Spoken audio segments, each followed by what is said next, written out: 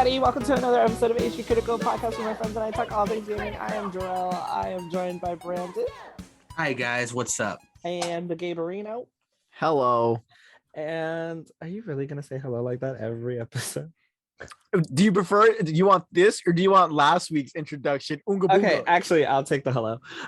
You guys might notice that there's a Kelly missing because she's playing Final Fantasy 14, which is what I should be doing too. And instead, here I am talking to my beautiful, best gaming journalist friends about the Nintendo Direct that just happened. So this is an entire episode that's going to be all about the Direct. I'm sure you guys probably care about our opinions on all the other stuff that happened this week, but you're gonna have to subscribe to our Patreon to get that podcast, which is really fun because there's a lot of extra behind the scenes stuff about our personal lives and working in games journalism and interviews with these two about being Latinx and games journalism and how they feel about it and how it's affected them and whether they consider themselves to differentiate between ethnicity and race when it comes to identifying, especially for video games and characters that are et cetera. You get the whole point. Plus you get to hear about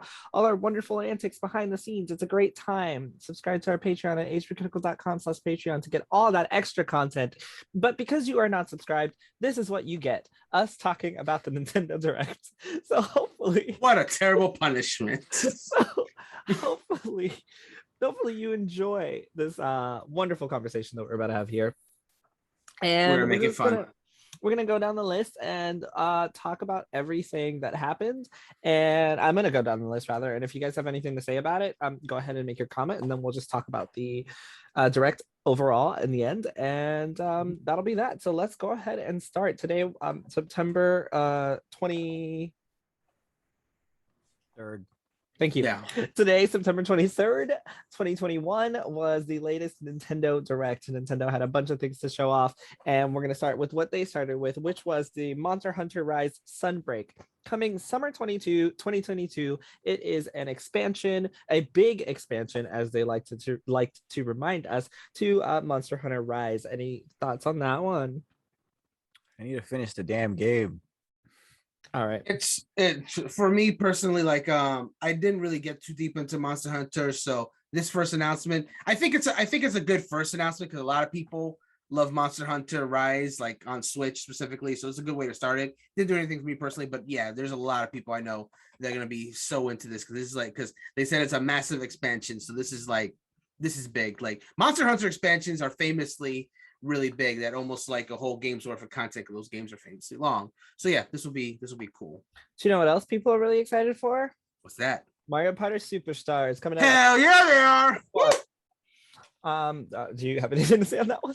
Oh, I got plenty to say because they finally revealed the last three boards that are going to be in this game. Well, one of them was kind of hinted at, but yeah, it's from Mario Party 3, it's Woody Woods, and then the one they're adding from 1 and 2. From 1, they're adding Yoshi's Tropical Island, and from 2, they're adding Horrorland, which that is so perfect for its release date because it's coming out 2 days before Halloween. On our launch stream that we'll be doing at twitch.tv/HPCritical on October 29th. We'll be doing the Horrorland board because it's spooky, and I'm glad they chose it. It's one of my favorite boards. I'm still just hoping that there's a 6th board that's like like a hidden board or something like that, because there's like 2 from Mario Party 1, 2 from Mario Party 2, and Woody Wood's the only one from 3. It's my favorite board, so I'm glad they chose that one. But for my sake, and for our previous guest Sterling's sake, I hope the other one they add, if they do, is Waluigi's Island from Mario Party 3, because that board is difficult to be a great and unlockable board. It has so much stuff, so it'd be good. And also they're adding this like mini game mode where you can just like a survival kind of mini game, break up the pace a little bit. This game is looking good. I'm very much looking forward to it. It's the most excited I've been in Mario Party for a very long time. Is this the same game that I was talking shit about? This one you were talking shit about. You know what? I honestly can't tell because he's talking. I think it was. I think it was. It might have been. I know, like there was confusion about this game and Super Mario Party because they have very similar names. But yeah, no, I'm just excited for this game. I'm definitely getting day one. I'm gonna play the absolute crap out of this game because I adore classic style Mario Party. So next up was Voice of Cards, The Isle Dragon Roars, October 28th, 2021 is its release date. It is from the people that brought you Nier, among other things. Yoko Taro is working on it as well. It is a full card game that's like an RPG card style game. I have things to say on it. Everything I have to say is actually gonna be really quick. I thought it was super cool concept to have, just cards. But then I also thought, holy shit, I'm gonna be so bored with this after an hour. And that's all.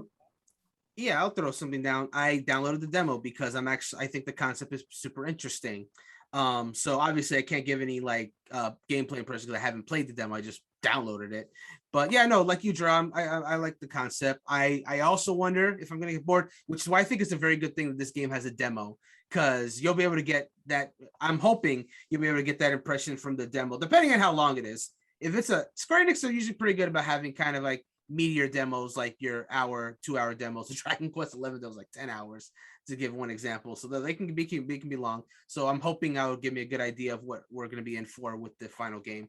Yeah, something I'm interested in trying. We'll see how it is. I think that the demo is actually a really bad idea for this game, because I feel like demos for games like this, even if the game is good, the demo can be such a turnoff that people will not try it. It can be. Like it depending on how this demo works. I haven't downloaded it yet. I just got home. I haven't downloaded anything yet. I'm gonna download it, but legit, this demo could make or break the game. And I feel like it's a card game, so it's really hard to demo the full aspect of what you would get playing this big game in a demo. So I don't think it was a good idea.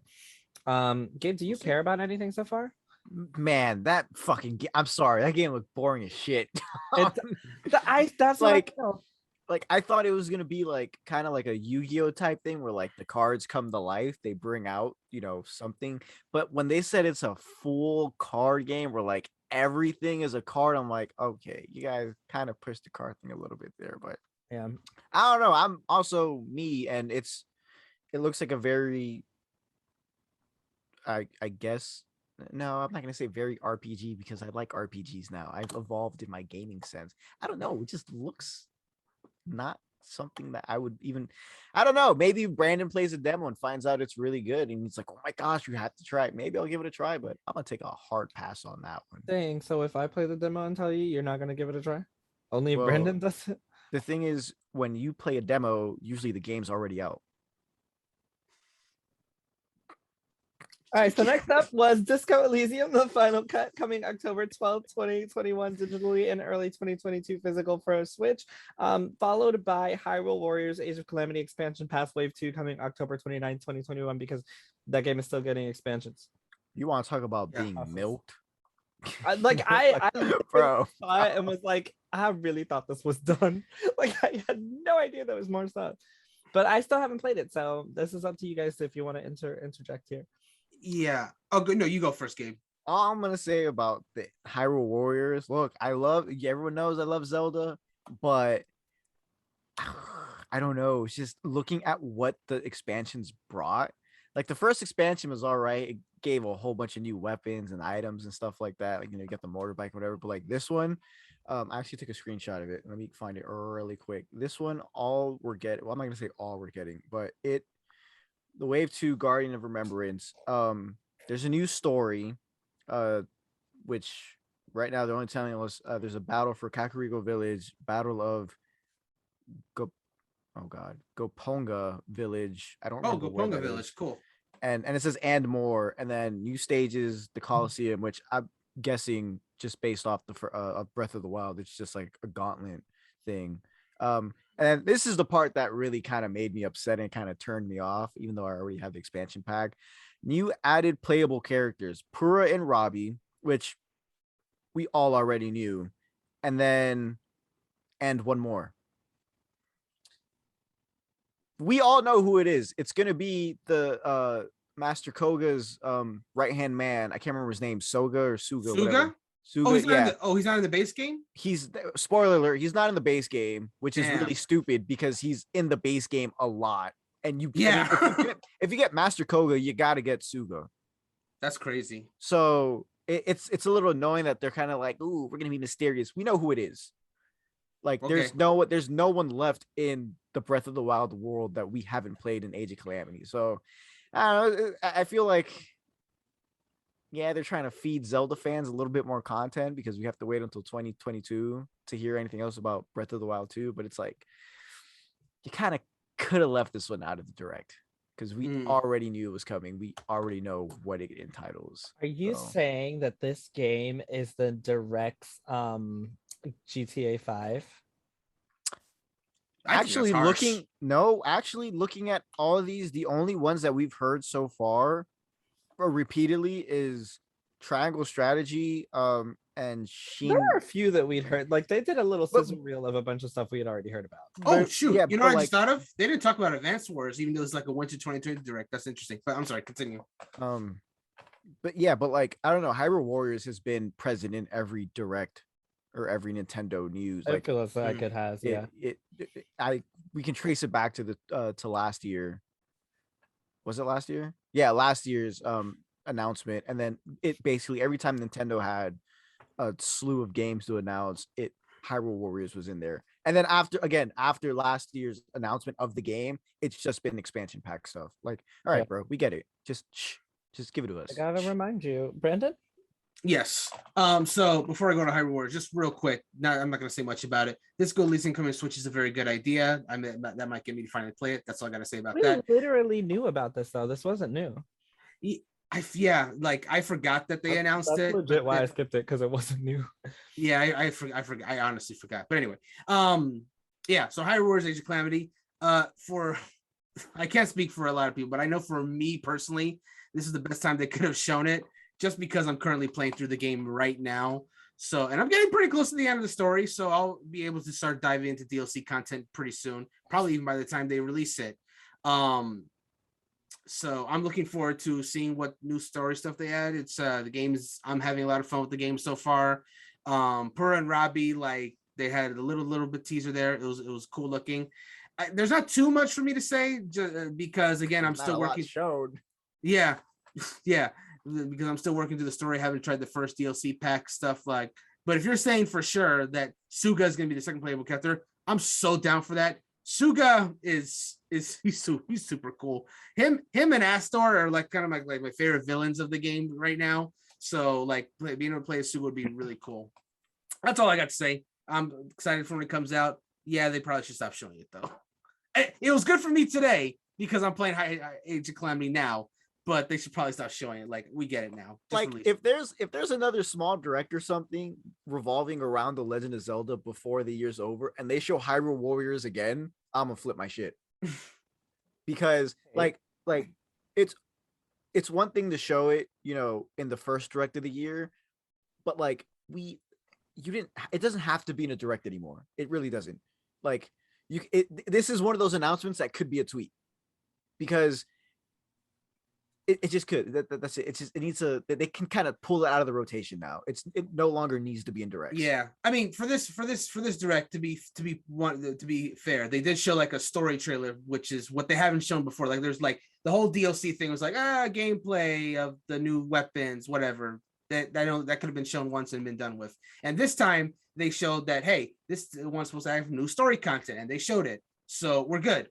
We're good. What I'm saying is, this is the last time I think it needs to be like focused on a direct. I think we're good until it actually comes out now. Any new information can be a tweet. I don't think it needs to be any directs going forward. Most of this direct could have been a tweet. Ooh, controversial. Next up was Chocobo GP. Yeah, quit. 2022. And I played Chocobo Racing back on the PlayStation 1. This is literally the sequel that I've waited my whole life for. So fuck y'all for taking this long. It's Final Fantasy Racing clone. Just looks pretty cool. I'm excited for it. Also mentioned was the final Super Smash Bros. Ultimate reveal. Mr. Sakurai Presents is going to be on October 5th, 2021. So, and on a Tuesday, not next Tuesday, I believe, but the Tuesday after. Yeah.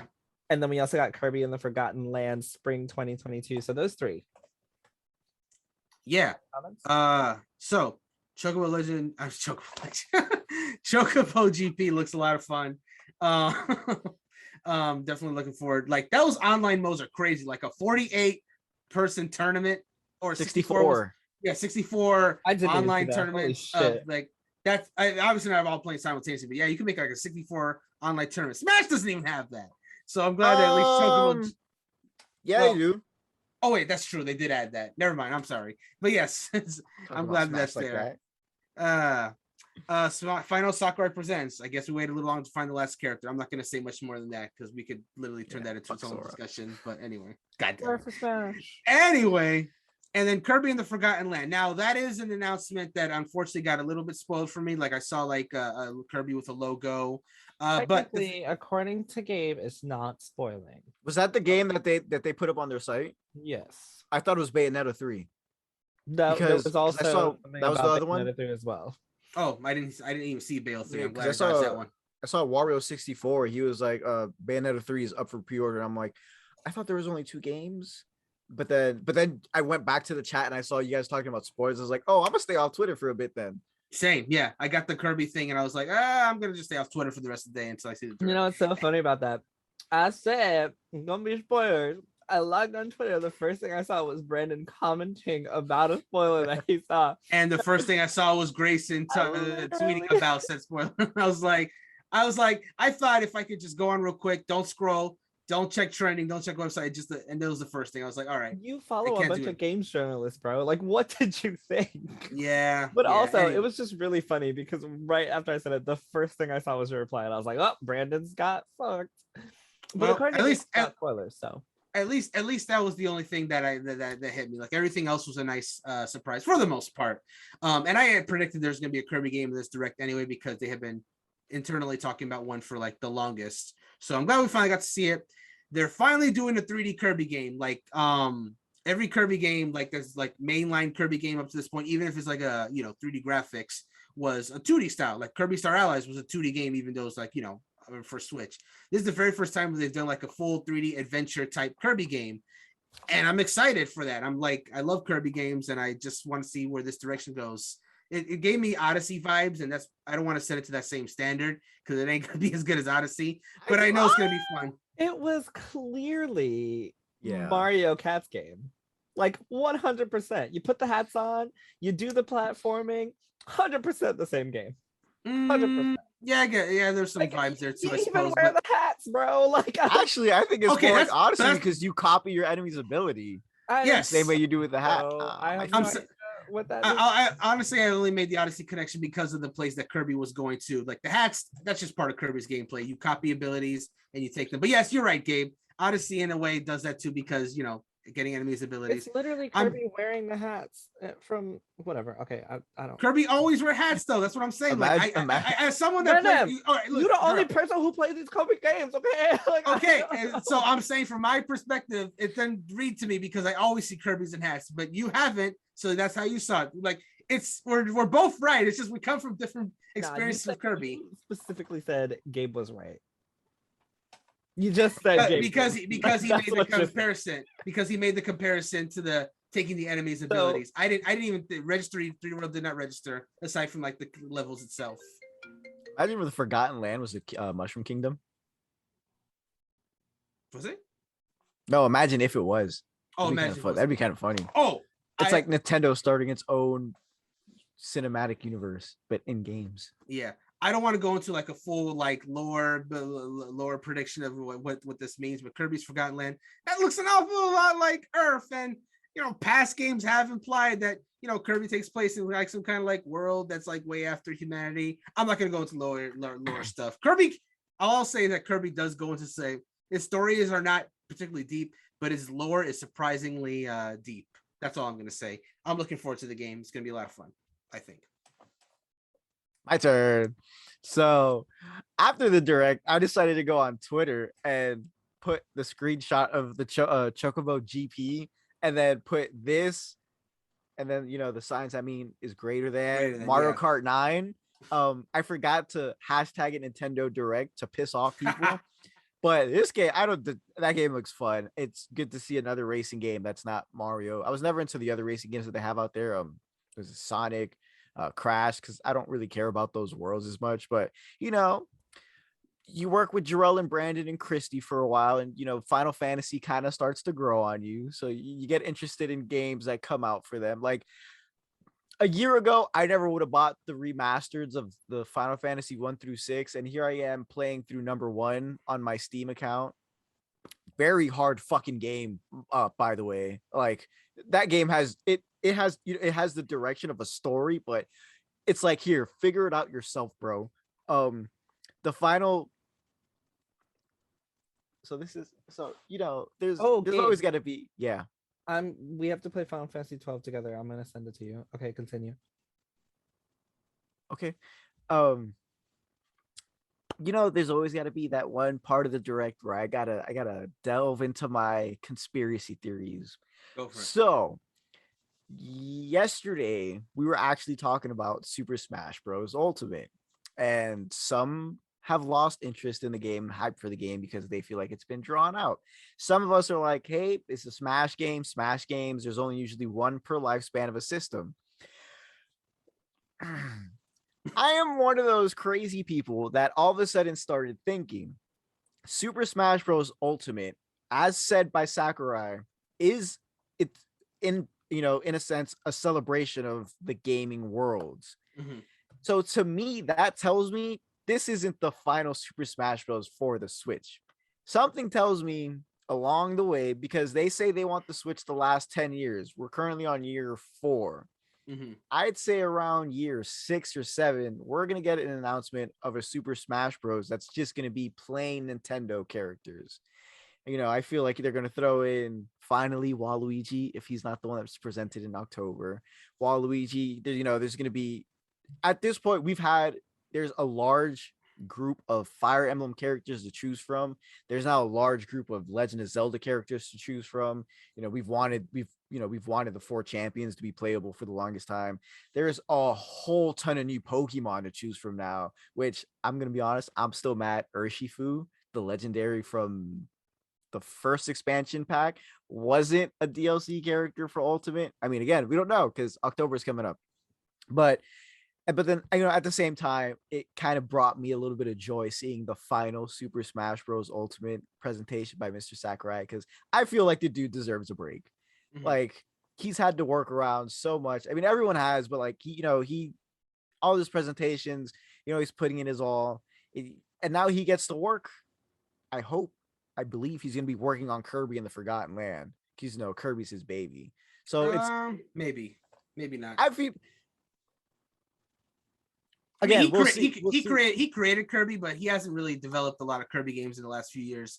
Like, he advises them, but he doesn't really like work on active development, because not really. But like you were saying though, this is the first 3D Kirby game. Sakurai has the experience with bringing things to 3D, even if it's Smash Bros. But even if he's not working on that, I think it's good for Mr. Sakurai to finally get a little bit of break. Whether it's a short one or a long one, it's nice to see that after October 5th.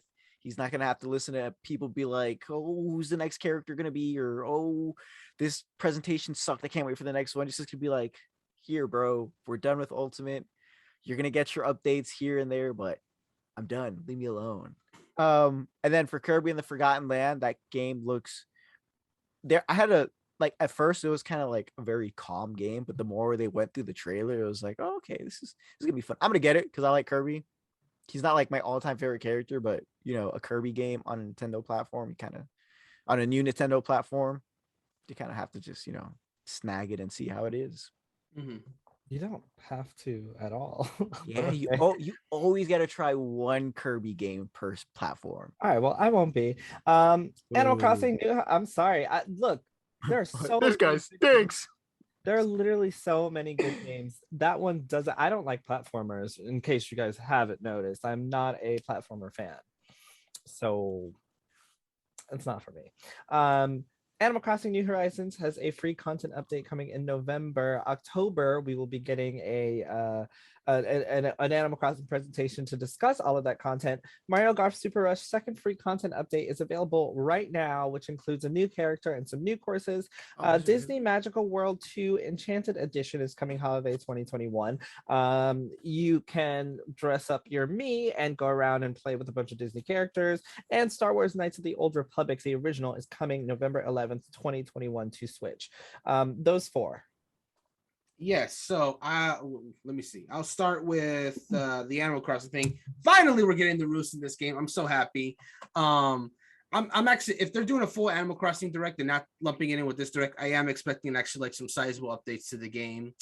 So I'm excited for that, to see what they decide to include beside the roost. Mario Golf Super Rush, I just want to make a small correction. It's actually 2 characters that are adding along with the game in 2 stages.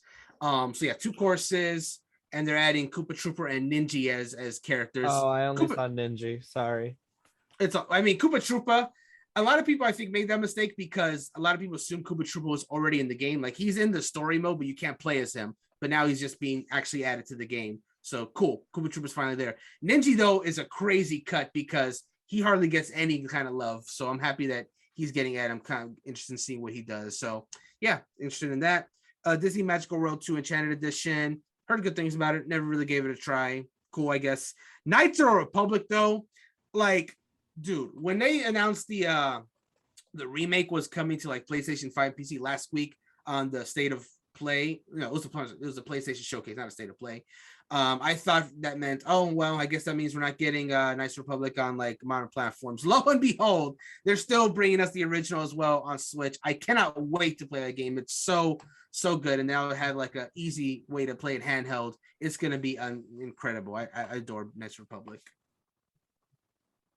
That's her. It'll be a nice tide over until the remakes. Go ahead. I don't care about Animal Crossing. It's a little too late to be giving us free content update. Dead game. Mario Super Golf Rush. I said that wrong. Mario Golf Super Rush. Have fun. It's cool that they're not taking forever to add in new characters. Mm-hmm. The Disney Magical World, I'd never fucking heard of that, but I had a friend who was like, out of all the games, they tweeted after the direct, like, out of all the games to remake out of the 3DS or to port over from the 3DS, you choose this one. So mixed reviews, I guess. And then yeah, Star Wars Knight of the Old Republic, which this is not Nintendo news, but in case it was missed today, they actually announced also for the PlayStation 5 and the Xbox that they're bringing over the Republic Commando game. Cool. And then Republic Command, it's 2 packs. So one has the Republic Commando game and another game, and I can't remember what it is. And then the other one has the Jedi Academy, I think. Okay. 1 and 2. So just throwing that out there for any Star Wars fans. But yeah. Cool. Jerel's burping.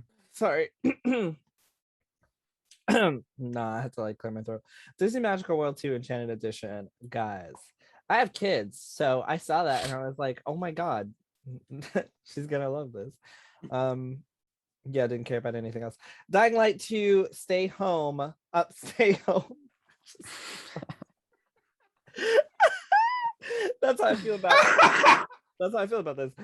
Dying Light 2 Stay Human Cloud Edition is coming February 4th, 2022. The reason I said Stay Home is because nobody wants to play a cloud edition of a video game. But there's a demo that's going to come out. So that's what I mean, specifically on Switch. But there's a demo that's going to come out. So, try the demo, make sure you can play it. Dying Light Platinum Edition is coming October 19, 2021. Triangle Strategy is coming March 4th, 2022. And Metroid Dread is coming October 8th, 2021. Let's talk about those 4. Sure. So Dying Light, what I'm gonna say about it is the same thing I've said about other cloud version games. There's really literally do any other option, because unless you got the most boss ass internet, cloud editions are just not the way to go for these kind of games. But I mean, they're really good games. If you really have no other option, sure, it's there, I guess. Whatever. Triangle Strategy, though, I have said it like months ago in a previous podcast when that original project Triangle Strategy demo came out, that this game had potential to be my game of the year in 2022, and I still stand by that. I mean, they took the feedback into consideration. I'm just waiting to see how, a little more of the game. They said they took the feedback into consideration. I'm waiting for their famous feedback trailers that they always release for these games with where they ask for feedback to see what kind of stuff they improve. Didn't they just kind of do that?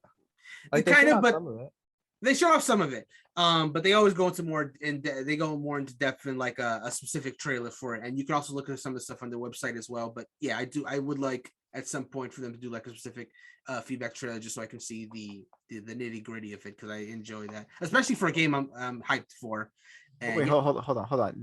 Did you say that this triangle strategy has potential to be your game of the year for 2022? Yes, I did. After finding out all the games that are slated to come out 2022, you still I say it has potential. Bro, scared the fuck out of me. Well, let me clarify. Let me clarify, Gabe, because yes, when I had originally made that statement months ago, when that original demo had come out, we knew nothing about what was coming out in 2022. So it was easy for me to say something like, yeah, this has potential to be my game of the year 2022. Now knowing about all these other games that are coming out that year, it's going to have a little more competition now, I admit, but I'm really into this genre specifically. And what they showed me in the demo of that game is, for me personally, something I really value when it comes to games. The decision making, strategy making, and just deep like stories and stuff like that. So there very well maybe better games out of 2022 than that one. In fact, there most likely will be. But I'm just saying, for me personally, it might be my 2022 game of the year. But we'll see. There's a lot of games coming out that year. We'll see what happens. And with Jerel currently indisposed, what are your thoughts on all this stuff? Didn't care about Dying Light at all. My attention is focused enough on Fire Emblem Three Houses for my tactical RPG, brain space. So I don't really care about Triangle Strategy. Hey, it's a damn good game. I don't blame you. You're damn right it is. Excited for Metro Droid. Oh yeah, I'm sorry, I didn't mention Dread. The more they show that gameplay, the more I'm like, I want to know why the fuck she's running away from them and why the fuck can't I kill the stupid thing. So I'm excited for the game. Be nice to see. It's coming out soon. Yeah, 2 weeks. We only did those. Yeah, we only did those 4. Yeah. Those 4. Yeah. Yeah. I mean, if you guys don't like something, feel free to not talk about it as well. I just like talking shit. Have to mention it. I like talking shit, so I'm gonna continue to say when I don't like something. Okay, well, I guess then it's my turn to talk about how I don't like anything mentioned. Just kidding. What did I talk about? Dying Light 2? Oh, maybe. Oh no, actually, that's not true. Metroid Dread looks really cool. It looks like a classic like Metroid game. I've never played one before, so I'm super excited for that one, and it's coming out super soon. Very disappointed that Project Triangle Strategy is just Triangle Strategy now. They did the same thing they did with Octopath. I told y'all this was probably gonna happen. Yeah, because they did Project Octopath Traveler only for it to be called Octopath Traveler, and I was like, don't call this game Project Triangle Strategy and then just call it Triangle Strategy. You know what they did? They called it that Triangle Strategy. What a really, I think that's a horrible game name, which is really bothersome. I played the demo for that one, not sold on it. I really like the mechanics. I love the story portions. I love weighing the options. Gameplay was kind of boring for me. So I'm really hoping that my mind changes when it comes out, and I think that we should just stop doing cloud versions. Yes. Next up, in America anyway. It works well for Japan because their internet is like really good over there. I think we should just stop doing cloud versions. I'm not even specific region. No, I think we should just stop doing cloud versions. Next up was Nintendo 64 collection for Nintendo Switch Online coming late October, and the Sega Genesis collection coming for Nintendo Switch Online late October. Shadowrun Trilogy was announced for 2022. Castlevania Advanced Collection is available today, and ActRaiser Renaissance is also available today, along with Deltarune Chapters 1 and 2 available today. Let's talk about those. All right, so I am so happy they finally confirmed that Nintendo 64 games are coming to the Switch Online service, and Sega Genesis games too. I don't personally care as much about Sega Genesis games. Cool that it's there. Y'all know, by anyone that's been listening to this podcast, this is content for HPCritical Doesn't Hold Up. Our season 3 has now been confirmed for this to be N64 and Sega Genesis games. Y'all heard it here first. I'm happy because I'm happy to be able to play these games on my Switch and play them online too, because that's been one of the most fun things I've been able to do with the series, especially is play these NES Super Nintendo games online with friends that would actually want to play them with I'll be happy to do that in 64 games as well. You know, I know Mario Party Superstars is coming out like really soon, but I hope at some point they also throw out the classic Mario Party games as well, because I would love to play some 3 online. That'd be nice. But there's only a handful of N64s I would really like to play online. I just like to have them on the Switch. That's the main thing. Yeah, I'm getting those controllers as well because I need to play the N64 controller. Can't wait to play some more Ocarina of Time. Dude, Paper Mario Switch is the one and Majora's Mask are the 2 that are really like, I can't wait to play those 2 again. It's just like, it's easy to enjoy a game when you've enjoyed them already. You know, that's what I got to say about that. So looking forward to that. Shadowrun Trilogy. I don't know what Shadowrun is, so I'm just going to skip past that. Castlevania Advanced Collection. I've played the classic Castlevania games and I really enjoyed them so far, but I haven't played the Castlevania games, the later ones that go into more RPG mechanics like Symphony of the Night kind of games. And I know the advanced games are literally all that. So, you know, I hear good things about them. I'm sure I'll enjoy them when I get around to them. It's just not something I'm going to do like right away, but I will at some point. Castlevania is pretty cool. I just need more time to get through that series. ActRaiser Renaissance. I've heard good things about ActRaiser, but I never knew anything about it until they showed it in this trailer there. And it's out today, got shadow drop. That's crazy. Cool. Maybe I'll try it one point. I don't know. Deltarune chapters 1 and 2. Awesome. It's on Switch, both chapters on Switch today, and they're both free. So that's cool. And that's all I got. Oh, are they really? Yeah, they're both free. You can get both chapters 1 and 2 completely free. Later chapters are going to be paid, but yeah, first chapters, 2 chapters completely free. So this is made by Toby Fox, the guy who did Undertale, right? Yep. Spiritual sequel to Undertale, not a direct sequel. Are you okay? Yes, positive. I thought, and let me just also clarify, you know, when Deltarune Chapter 1 came out, they were like, Chapter 1 free, later chapters will not be free. So I assumed, of course, that Chapter 2 was going to be paid as every other chapter. But then they said, no, Chapter 2 is free too. I'm like, what? That's a lot of games. Like they're both like, I think about like 3 to 4 hours each. So you're getting like 8 hours of game time free. That's crazy. It's literally just to hook you, so you got to pay for the rest. Oh, sure. But that's still 8 hours free right now. It was like, oh, no fucking shit. I'm still free. Yeah. Because you're like 8 hours free. It's just like an 8 hour. It's literally the first 10 hours of Dragon Quest. Yeah, yes and no. I mean, each chapter. You're right, because it's less. Yeah, I don't know. Well, we don't know. The game's not done yet. But all I can say is like each chapter like has like an ending, you know, kind of like a Life is Strange or a Walking Dead, where it has kind of like which means that you gotta finish the rest. All of the ones you just named are games that you have to play through the rest of. Sure, but like the difference between that is like you get 10 hours in a Dragon Quest game. There's like nothing has been resolved with a Walking Dead like thing. If you finish episode 1, obviously not everything was resolved. Nah. Some of it has been resolved. Like it has to feel like it's for it to be continued. It has to have like some kind of finale. Like all episodes need to, at least good shows should have an episode that gives you some level of finality, even if it's not everything being answered. But a lot of shows don't do that. So you're absolutely right. This is trash. In my mind, shows that constantly do cliffhangers, like the serial type of shows, I can't get into those shows more often than not because I hate having cliffhanger every single time. It's a wonder I watch anime, but there you go. Yeah, I was about to say anime always ends on a cliffhanger. That's very true. Even when the show's done, there's a cliffhanger. I don't know. Maybe when it comes to anime, I'm like mentally prepared for that. But if it's not anime and you threw that to me and I'm just like, I'm exhausted. I'm sorry. My examples are largely inconsistent, but regardless, continue. The more I look at this list, the more I'm like, oh my god, this direct was made for old people. Fuck you. Sorry. It's a bunch of Jerel, 24-year-old Jerel. Bruh, this is a bunch of nostalgia announcements here that just grab the people who that demographic is for, like 100%. And I'll discuss it in our wrap up. Gabe, did you want to talk about any of these? You can go first. I'm gonna be more negative than positive. I mean, so was I, so okay. All right, cool. Well, I think the fact that you got to pay extra, that's literally my first point. For the expansion pack for the Switch Online is a bunch of shit, bro. Like, I'm sorry.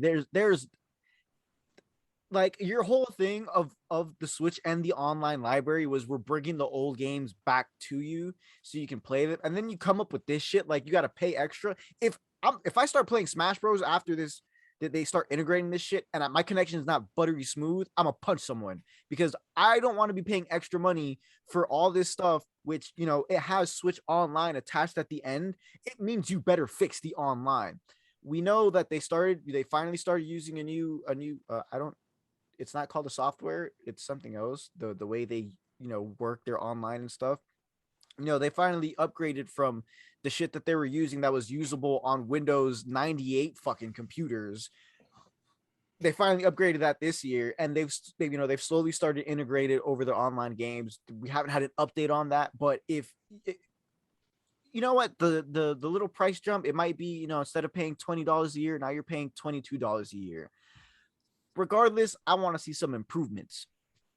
Like, I don't even care about the library anymore because I have a computer, I can mod my shit. I still have my Wii U, so the games that I like playing on N64, like Majora's Mask and Ocarina of Time, I can just buy on the virtual console there.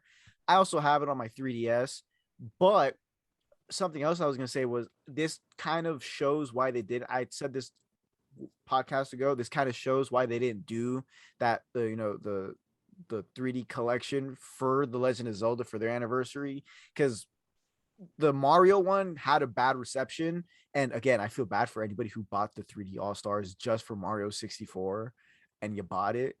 And now it's like, hey, we're putting it on a virtual console. So I kind of see why they didn't do that 3 package thing. I still think it's shit. I still think the fact that you got to pay for it when this is one of their big things, like we're making you pay for online, but here's all the benefits that are coming with it. Oh, you want new systems on that library? Well, we're gonna charge you a little bit for it. I think it's a little shit.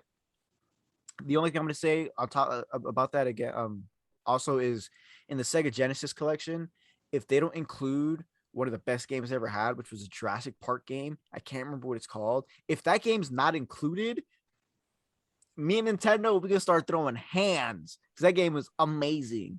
Castlevania Advance, I'm sorry, but I'm gonna say something negative about that too. They were showing the trailer, and at one point the announcer is like, the game's been upgraded with beautiful graphics. I started laughing. I was like, you could have fooled me with that one, because it literally just looks like you're playing a bunch of pixels on a 4K TV. But if you like Castlevania, have fun with that. And then the other one, the Actraiser Renaissance, the game just looks like, it kind of looked like a 2D Dark Souls to me, but I might try it, I might not. And Deltarune, now that I know it's free, I might give it a try because I heard Toby Fox does good with his games. Yeah. Well, I mean, Gabe literally said most of what I was gonna say, which is so strange because we don't usually agree like this. I really want the Jurassic Park game for Sega Genesis. It's so good. Literally was the first thing I thought. I was like, I hope they bring the Jurassic Park game. The Nintendo 64 collection was really cool. I think I wish that you could just use your old controllers instead of having to buy new ones. I know that you can't, obviously, because the Switch, you can't plug in your old controllers. But man, if I could use my old Nintendo 64 controller instead of having to shell out, what is it, $50 for a wireless one? I don't want to pay y'all even more money. Like, I don't want to pay for a Sega Genesis controller. I don't want to pay for a Nintendo 64 controller, so I'll just be using my Pro controller. I think it's cool for people who have the extra cash to, fork out $120 for those two. That's if you want to really feel that nostalgia. I don't see why you would need to, because you have a controller most likely, but hey, whatever floats your boat.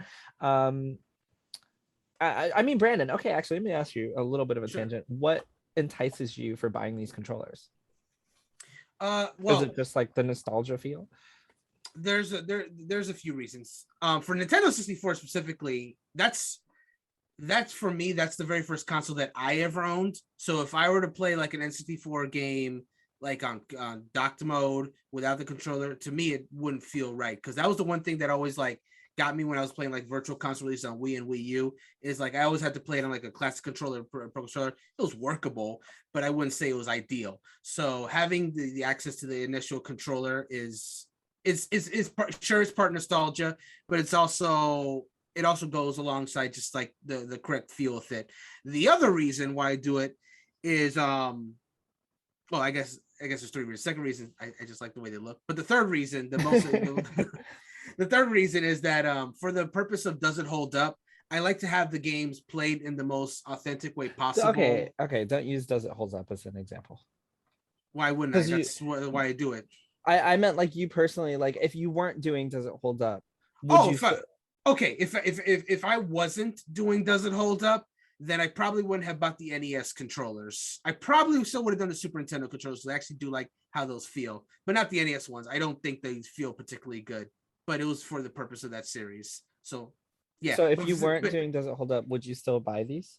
The 64 one, yes. Yeah. The Genesis one, no. Okay. I will say I'm thinking about buying the N64 one, and it's more because instead of nostalgia, it's using the C buttons is a lot easier than the C stick. Yes, that too.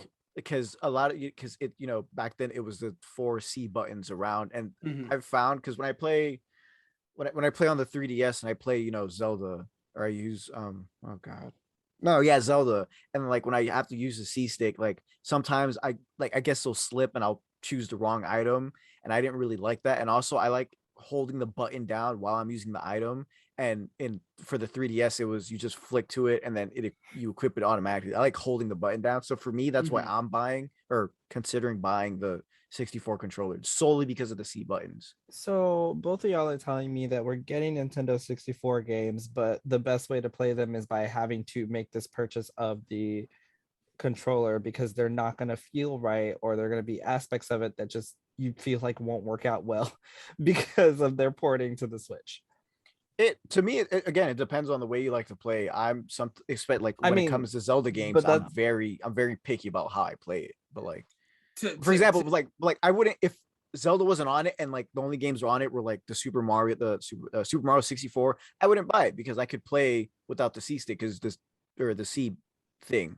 But like for me, when I play Zelda, if it's one of the old ones, I like having the buttons there. But I know other Zelda players that they don't mind the C stick, like they wouldn't mind using the C stick for items. That just makes me sad.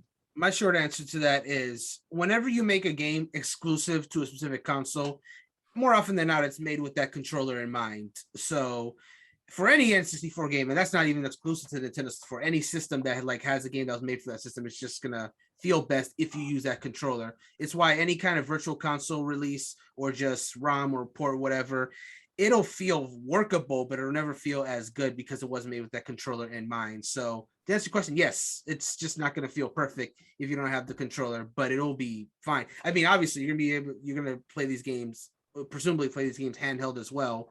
So you won't be able to have this controller anyway if you're doing it in handheld mode. Well, now I just think it's crazy that I'm going to have to pay more to play these, and then I'm not even going to get the best experience with them if I don't shell out an extra $50. Wow. I wouldn't have been complaining about this, so they just decided to port it over the 3DS versions of The Legend of Zelda. I was just gonna say that. And actually, hold on, sorry, I'm going ported them over. Back on a little angry tangent. Ocarina of Time, Majora's Mask, they're really good games. I'm never gonna knock them, but I feel like if you want people to experience those games and enjoy it and feel like it has to be the 3DS ports. At this point, I don't think. Partially disagree. Partially. I get it. And there's that whole feeling of this is its original system. But at this point, it's not even that. Because you have people like Jerel who I'm not saying this in a mean way. They're graphic whores. And it needs to be. And to me, like if you're introducing a Zelda game, one of the old Zelda games, to someone new, the polygon triangle graphics don't cut it anymore. Like if I was in Jerel's shoes, I would just go on YouTube and watch Chugga Conroy play Majora's Mask and someone else play Ocarina of Time if I was going to get the N64 versions. Because I don't know. I feel like it's a sweep of the legs not to port over. They did it too with the Mario game, the Super Mario 64. It should have been the DS one. It should not have been the original one. And I feel like, you have the technology. We know you have the technology to port over those 3DS games. So that's just me though. No, you're right. Here's the only reason I partially disagree. Because I want with Ocarina, when it comes to Ocarina of Time, I 100% agree because I think the 3DS version of Ocarina of Time is the definitive way to play that game, especially since it also has the Master Quest built in. So there you go.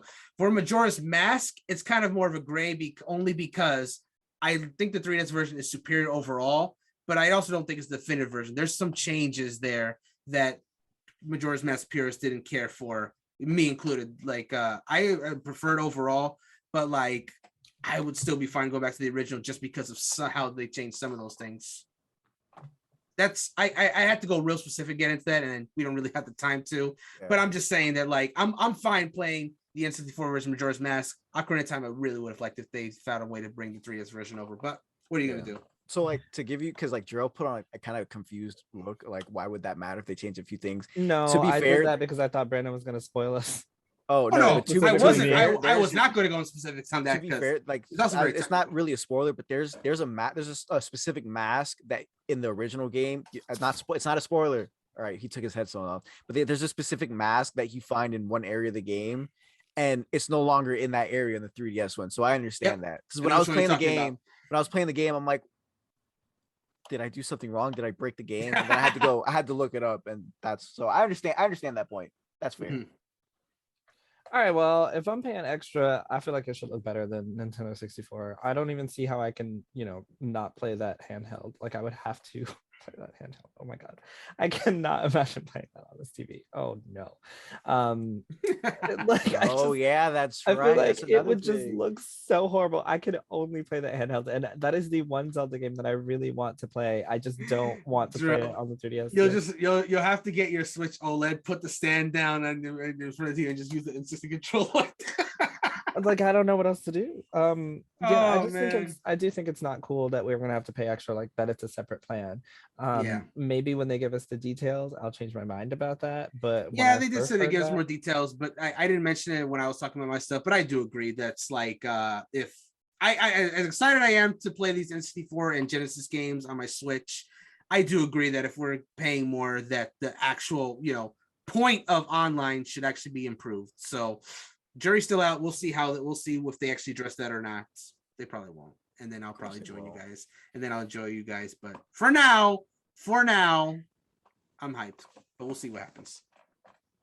Yeah, I didn't like that. I guess we'll have to wait, like I said, until October to see what the difference in price will be.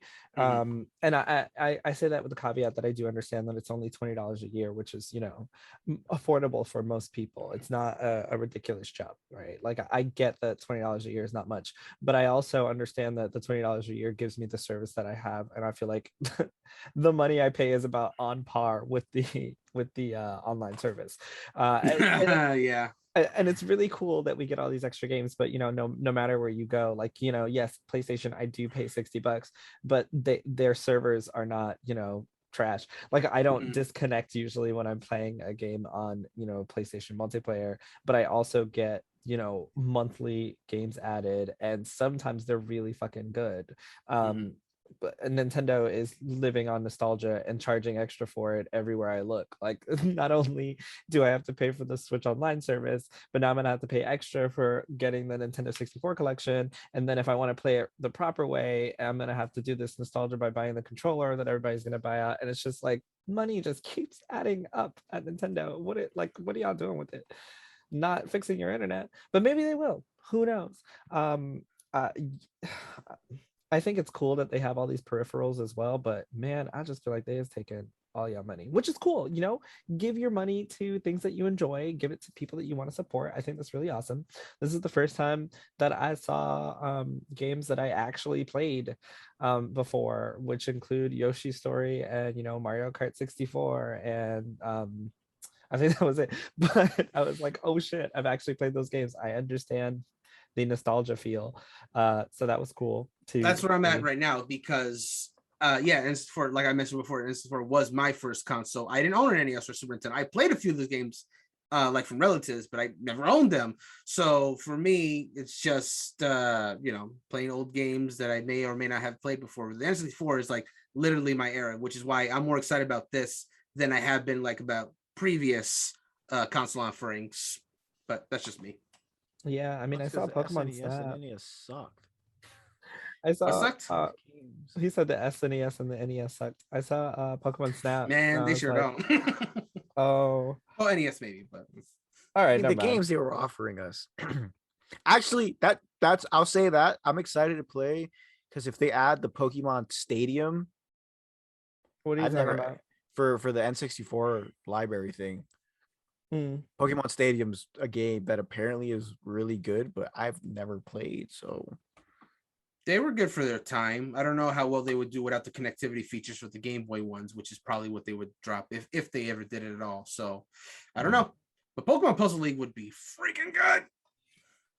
All right. Well, next up was Hot Wheels Unleashed coming September 30th, 2021. Surviving the Aftermath coming holiday 2021. Shin Megami Tensei 5 coming November 11th, 2021. Wreckfest coming fall 2021. Arcade Archives Pac-Man and Arcade Archives Exvius available today. Rune Factory 5 coming March 22nd. There was a nice little scissor reel for those. Any thoughts on those? I have nothing to say about most of those, to be perfectly honest. Shin Megami Tensei 5, cool new trailer that's coming out soon, but we've been getting a lot of good trailers for that anyway, so nothing more to say about that. I can't believe Pac-Man wasn't there's so many ways to play Pac-Man on your Switch. This is not even a big deal to me. Xevious too, like those are just they're everywhere. That's all I got to say. This is like a lot of nothing to me. This particular reel. I can't wait for Hot Wheels Unleashed. That's all I'm gonna say. The game looks like so much fun. I don't know what it is. I don't know if it's the building your own track mechanic. I don't know. It just looks like a lot of fun. Now let me know how it is. I definitely will. Okay. So then we got information on the Super Mario movie that is gonna be coming December 21st, 2022. And we got Splatoon 3 coming 2022 and Bayonetta 3 coming 2022. And that was everything for the direct. So anything on those three? I can't believe we got movie news in a direct. This is something that people who don't watch directs predict. They're like, oh yeah, we'll get movies on the movies. Like, you don't get movie stuff or park stuff in a gaming direct. Now that they've done this is gonna be, people are gonna be like, oh, but they did it that one time. Like, damn it. So I don't know how I feel about getting this kind of completely news. disagree with you. Oh, dude, you haven't seen the trenches, but I'll leave it at that. As far as the movie announcement itself, How many movies is Nintendo making that they can now be like, oh, now we're gonna get another one. Oh, now we're gonna get another one. For the longest time, Netflix has been trying to do a Legend of Zelda series. And that shit ain't happened yet. It probably Please don't let it won't anytime happen. soon. Yeah, no, not anytime ever. Please. Anyway, as far as the movie itself, Well, sorry, I'm gonna cut you off real quick. okay, go for it. Chris Pratt is playing Mario. Okay. Anya Taylor-Joy is playing Peach. Charlie Day is playing Luigi. Jack Black is playing Bowser. Keegan-Michael Key is playing Toad. Seth Rogen is playing Donkey Kong. Fred Armisen is playing Cranky Kong. Kevin Michael Richardson is playing Kamek. Sebastian Maniscalco is playing Spike. And there will be surprise cameos from Charles Martinet, who is the voice of Mario. Go ahead. Okay. Yeah, so it was pretty cool. I mean, my thoughts aside, like it was pretty cool here about movie news because I don't think anyone expected to hear movie news at this direct. I do have faith in the movie overall, just because it's not that they just say, hey, Illumination, make a Nintendo movie, because we certainly didn't regret just having no involvement with the Nintendo movie last time. So the fact that Miyamoto is actually involved with the film and is like overseeing it gives me a lot more faith that it'll feel like an actual Mario film and not just cash grab Mario, whatever. So yeah, I'm excited for it. As far as the casting is concerned, I'm of two minds of it. I'm mixed. I'll be honest, I really didn't expect Charles Martinet to voice Mario for an entire movie where he would probably have a lot of dialogue. And this is also Hollywood. They hire the celebrity voice actors to just like have the voices. It's part of the business. I'm not mad about it per se. It's something I just expect at this point. As far as Chris Pratt voicing Mario, that's an interesting choice there. I mean, here's the thing. He's voiced Emmett in the 2 Lego movies, so he can voice act. Like a lot of people are saying he can't even act. Like, he's done it. It's not new. As far as doing Mario, we'll have to wait. I need to see a trailer. I'm not willing to like bang down the gavel yet. I have to see. Charlie Day as Luigi's hilarious. Jack Black as Bowser's hilarious. I actually don't know the actor who plays Peach personally. Keegan-Michael Key as Toad is going to be hilarious. I don't care what anyone has to say. Kevin Michael Richardson as Kamek. That's that's a way deeper voice than I was expecting for Kamek. He usually has like a high pitched voice in the game. So for him to have like this kind of voice, we'll see. Seth Rogen as Donkey Kong is also going to be hilarious. I can't wait to see how that goes. And the actor whose name I can't pronounce is Spike. Spike being in this movie is a deep ass cut because Gabe, Spike is from Wrecking Crew, the game you and I played season 1 of. Yeah, he's that piece of shit. Yeah, that piece of shit that kept killing us in that game. I can't believe a character from freaking Wrecking Crew is going to be in this Mario movie. So really quick though, I think it's fucking hilarious that the one Italian actor on this cast isn't playing fucking Mario or Luigi. Thank you. I was literally gonna say how many of them are Italian. He's the Sebastian. One. The answer is one. Great. I love it. No, yeah, no, literally. Yeah, Sebastian. I can't pronounce the last name either. He started off as a comedian, and like a lot of his skits were about being Italian. So it's like when I saw him there, I'm like, that doesn't make any sense. I'm gonna let it go, but that doesn't make any sense. But yeah, that's all I gotta say about the cast of the movie, and looking forward to it. Well, I'm gonna say about the cast is, what the fuck is this cast? It's, to me, it's so weird. Like, I don't know. I never would have seen Chris Pratt as Mario or Charlie Day. Like when I think about Charlie Day as Luigi, I'm only thinking about his character in Sunny in Philadelphia, and his character in Sunny in Philadelphia is very eccentric, very. But if I'm gonna spend money at the movie theater to watch this, it's 100% gonna be for Keegan-Michael Key, Seth Rogen, and Jack Black. I'm gonna keep looking at Toad and imagining a 6'1" dude who played very aggressive characters in skits. You know, he was a substitute teacher in the 3-part series of The Substitute Teacher. He was Coach Hines, he was a high school's PE coach, and he's very aggressive. So to me, it's gonna be very funny to see a little short Toad with his voice. But I'm very interested to see how the movie, is, because when I try imagining a Mario movie, I just think, of the game cinematics, and a lot of it is oh no, like so it's gonna be really weird to see Mario, having whole ass conversations. Yeah, having whole ass conversations, or Luigi, not saying as he runs away from a ghost every 2 seconds. First of all, they all better. Charlie Day could totally do it. Like, I mean, no, I don't doubt it, but like it's gonna be weird. And like Bowser, like, but when I look out of all Mario characters to talk, I don't expect Bowser and Donkey Kong, because there's like, to me, weird. They usually appear as the big dumb Goliaths. Dumb's a lack of a better word, but like Bowser's usually just grunting and laughing. Like I'm gonna be looking at it, and the only thing I'm gonna think, like, it's gonna hear Jack Black coming out of it. I'm like, that's not right. But oh, that's right. Cranky Kong's in this movie too.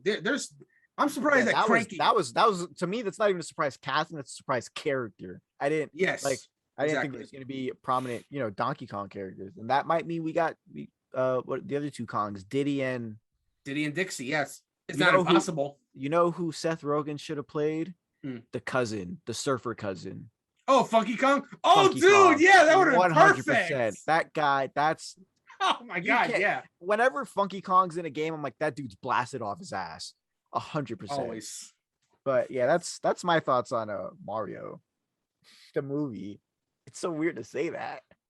Well, I think the casting is great. I saw it and I thought, wow, this is gonna be, in my head, this is gonna be a really funny, fun movie based on the casting. Like, they have a bunch of really great, funny people. So that got me super excited, because if you would have told me there was a Mario movie, I would have told you I don't give a fuck.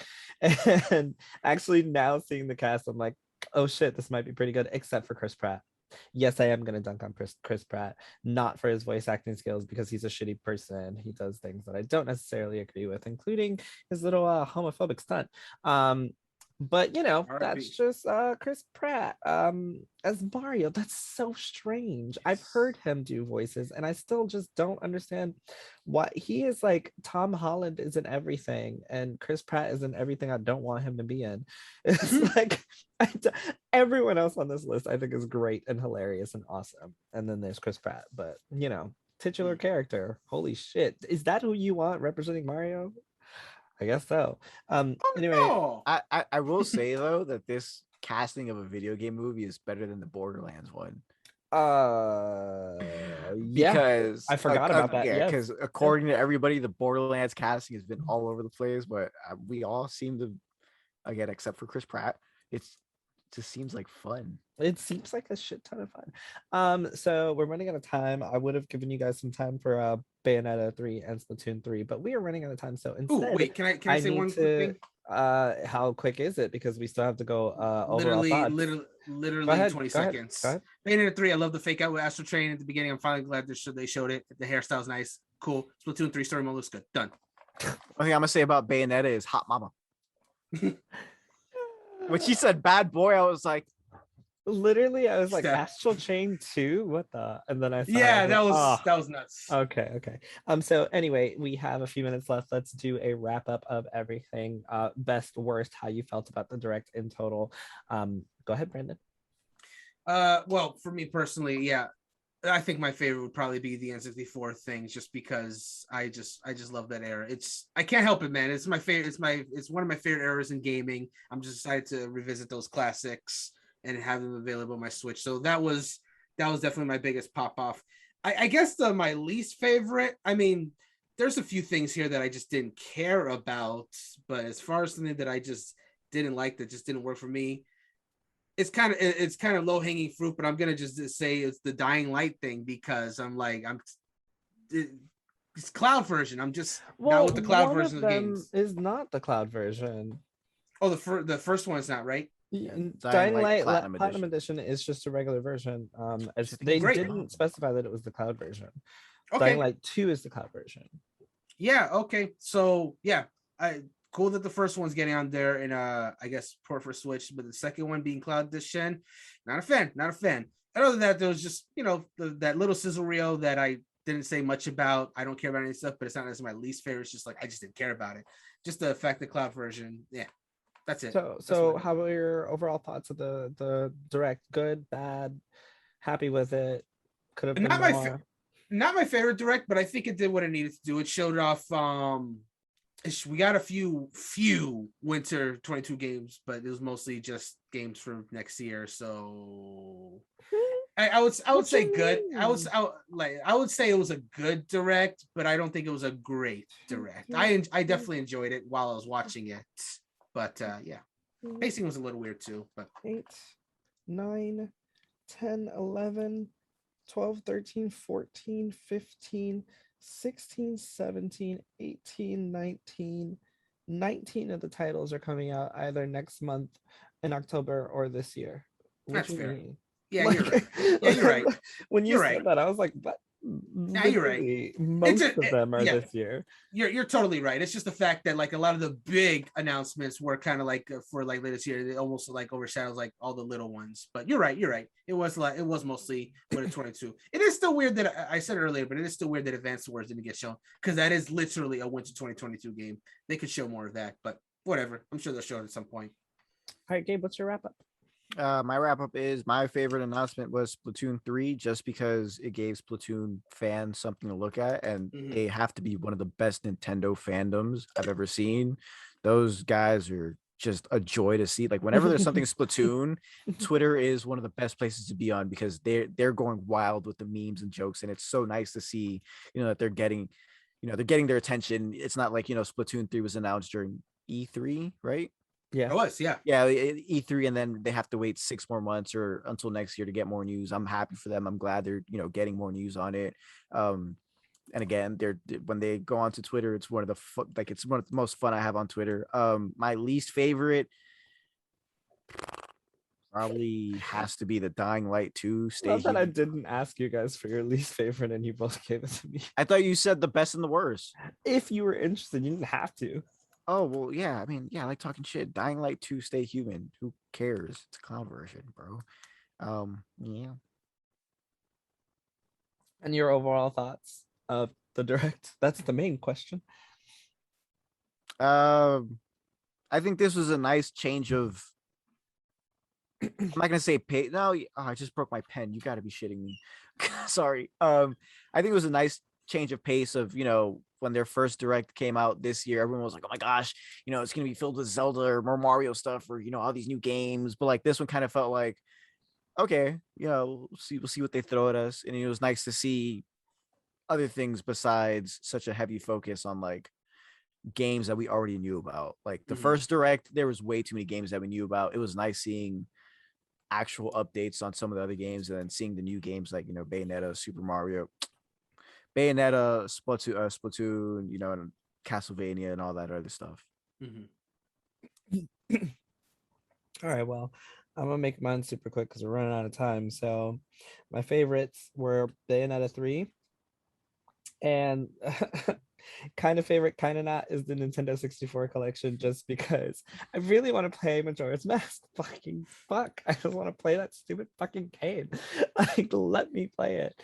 I feel like there's going to be a cute little nostalgia factor. I'm going to play those games for like 5 minutes and then never touch them again and then be mad that I paid extra money for it. But here we are in 2021. Chocobo GP is another one that I think is going to be super fun for like 5 months, and then I'm probably never going to play it again. But I hope that I can play with you guys in that 5-month period. Oh, you'll definitely play with me. I'm getting that day one. And then of course Triangle Strategy is one that I hope that I'm going to like more. I'm super excited to eventually hopefully be into it much more than I was for the demo. Metroid Dread is another one that I'm like, holy shit, it's like in 2 weeks. And the more I see about it, the more interested I am. Like the cool chronicles that they had online with being able to like go in and read more lore on the game before it's out. I love shit like that. Like that is awesome to me. I definitely want to dive into that. Not today because it's super late. The movie is going to be funny, hopefully fun. And yeah, Splatoon 3, just every time I see a Splatoon trailer, just brings me back to, HP Critical Saturday mornings playdates. We're all getting together and doing Splatfest. So I'm super excited for that. It looks like so much more customization. Yeah, Splatfests are always fun. Looks like so much more customization in Splatoon 3, which thank God, like it was nice before. I'm not complaining, but the more I see it, the more I'm like, oh, I'm going to be the coolest looking squid bitch out there. So I'm gonna, attempt to try to fuck people up. And this direct was kind of weird for me. I feel like there were some really cool things in there. I always love that directs show content that's coming out, right? Like a lot of this is coming in October or holiday. Like even if it doesn't seem like it, a lot of the smaller things are coming this year. And there's even always a lot of things that are available like right now. Either it's a demo or it's a free game, which is always cool. But I don't know, this just really just felt like, a big nostalgia match for everyone. Like Disney, Star Wars The Old Republic, Mario Golf. Yeah, it's new, but it's also still a callback to Mario Golf. Chocobo GP is literally a game from PS1 era, like the Nintendo 64, Sega Genesis, Mario Party. Like all these are just really old games. Castlevania, Shadowrun, ActRaiser. Like it was really weird to me. It's very much like a shout out, nostalgia beat for what used to be that's coming back, and that's always cool. It's always cool to play older games for a new generation. And with that, I think we're gonna go ahead and end this podcast.